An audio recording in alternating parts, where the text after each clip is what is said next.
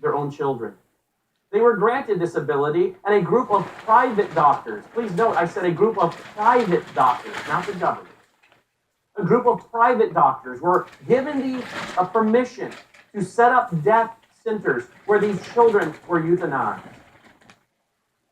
Several thousand children were euthanized. And then after it was acceptable to murder children, they began to murder grown adults.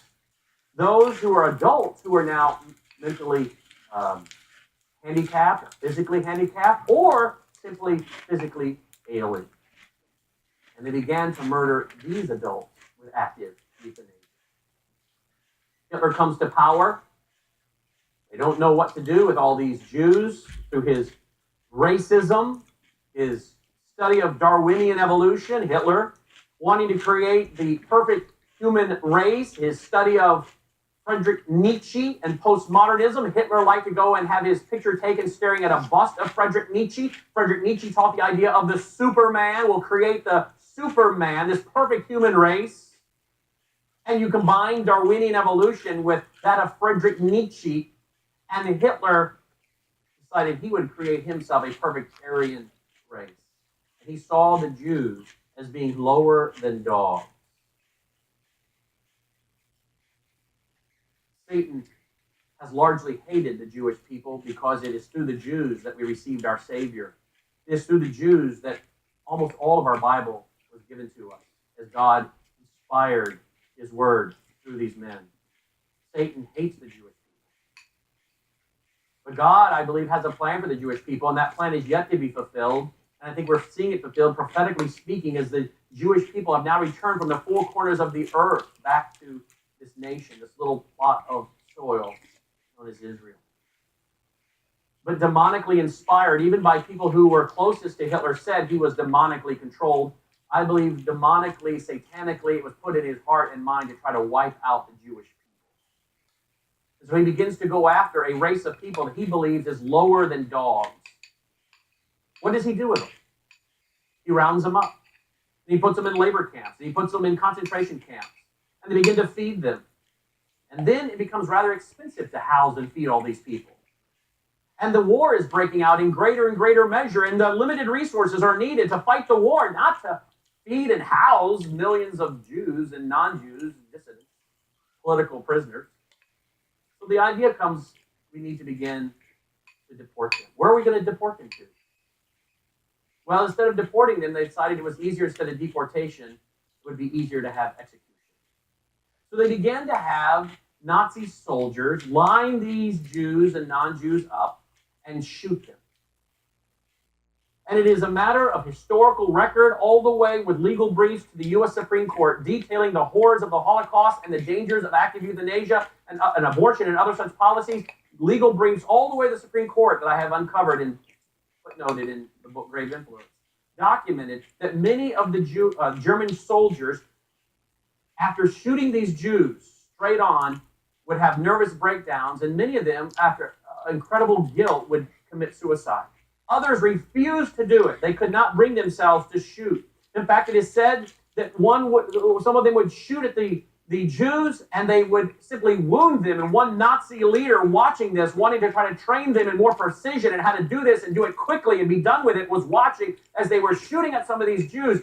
And instead of killing them outright, they just simply wounded them, and they dropped down on the ground, writhing and screaming in pain. And it was unnerving the soldiers, and it even unnerved the Nazi officer who was there to watch and try to help them learn how to do this quickly and proficiently, and he became unnerved.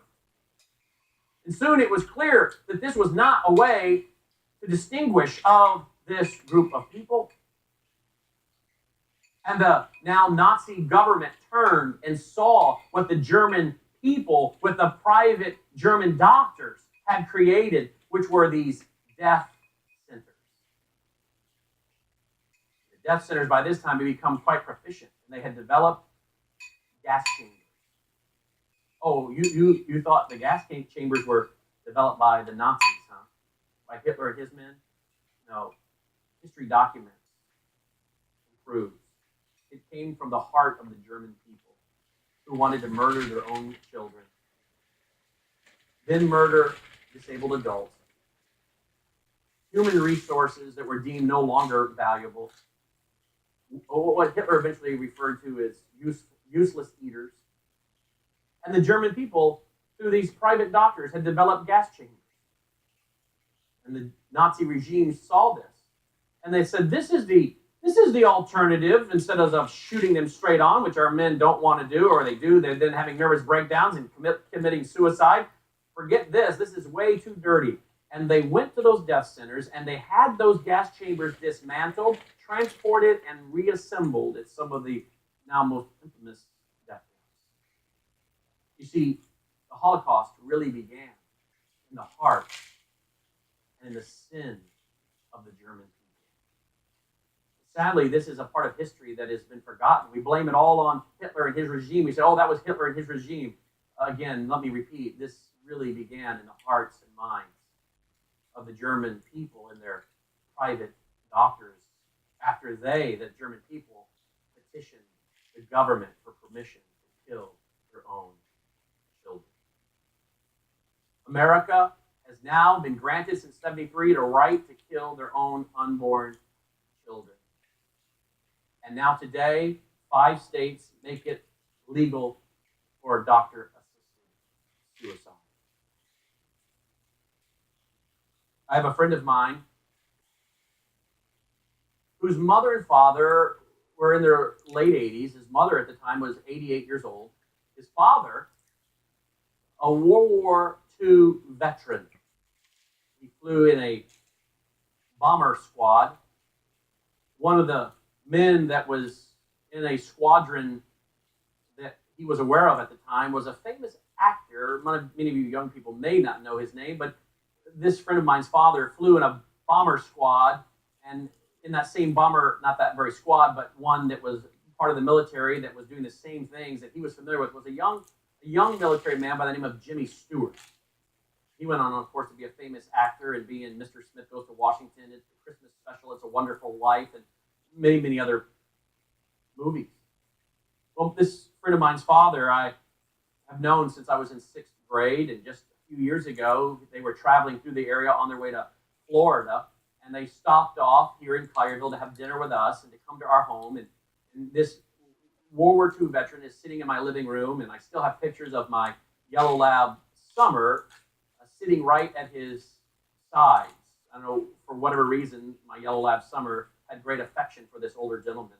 Never met the man before, but when he walked in the house, she took note. He was walking with a cane, quite advanced in age, and sat down in the chair, and he immediately sat down at his leg and began to look back up at him, wanting to be petted, and he sat there for a big chunk of the night just petting that dog. And we talked about his service in the military and many other things. His mom was there, and she was very spry in her 80s, and I was just shocked at how spry. I had not seen her in many years. I've known this couple since I was in 6th grade. Shortly after that, my friend called me to tell me that his mother was driving and his father was in the passenger seat. And his mother, it was winter, and I don't know if it was slick or what happened, or they don't really know. But somehow she hit the accelerator and went up a tree and drove right up the tree and flipped the car, and she ended up breaking her neck. The father wasn't quite as seriously injured. It wasn't long before he was out, waiting for his wife to get better. However, right after the accident, because she was in such serious condition with a broken neck and 88 years old, my friend was there at the hospital talking to the doctor about his mother's care, and the doctor looked him in the eye and said, "Your mother has had a wonderful life. She's 88. She's lived her life. It's time for her to go. We will make her comfortable, and we will let her die." What they were talking about doing, I understand, was shooting her full of morphine until she died. He looked this female doctor in the eye, who happened to be a Hindu, and said, I know what your worldview teaches, but that's not what my Bible teaches. And they literally began to have a very loud argument in the hallway. As he stood there debating this doctor who wanted to, I believe, and he believed, murder his mother. He finally had to request that she be removed from his mother's case and another doctor be brought in. I'm here to tell you, as he believes, and I talked to him on the phone the other day. I talked to him about once or twice a week anyway. He'll be coming through the area on his way to Florida and be at my home on January 6th. He's a close friend of mine. And I was talking to him the other day about this because I've shared this on the radio. And I was telling him again that I was going to share this with you. And I was just going through the story again to make sure I had all the facts right. He reiterated to me once again, yes, I believe if I had not been there, my mother would have been murdered. She was 88 years old. Today, she's 96, and she still pays all her own bills, goes to Bible study, goes to church, plays Scrabble in her retirement home, and beats them. She keeps winning. Most of the people that she and her husband passed away not too long ago, most of the people that were at her table originally when they arrived have all passed away. She's still there and still playing Scrabble and still beating them. She lives in a beautiful retirement home, overlooks a pond. She has her own kitchen, 2 or 3 bedrooms. It's a beautiful retirement home. And she loves life. And recently, she loves to watch the Minnesota Twins. He bought her a flat screen TV recently.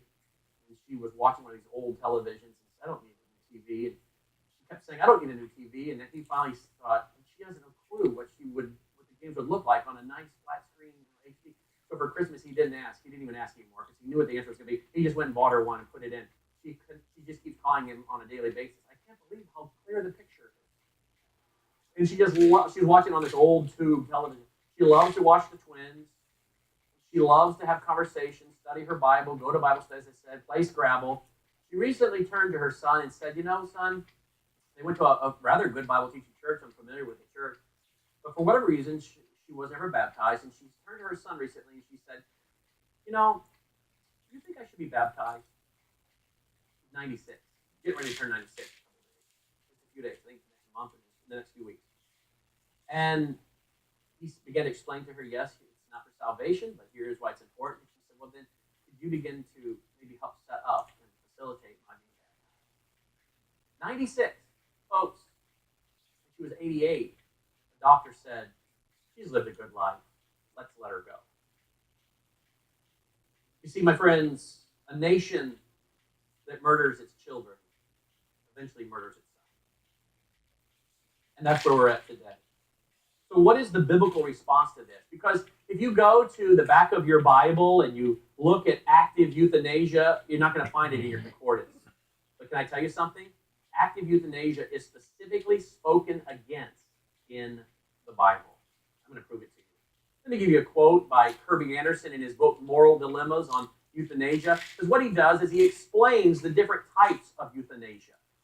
First, there's what is known as voluntary passive euthanasia. See, I know the word euthanasia is almost assumed as being a bad word, but medically, euthanasia can be good or it can be bad. In other words, we, even as Christians, can agree with some forms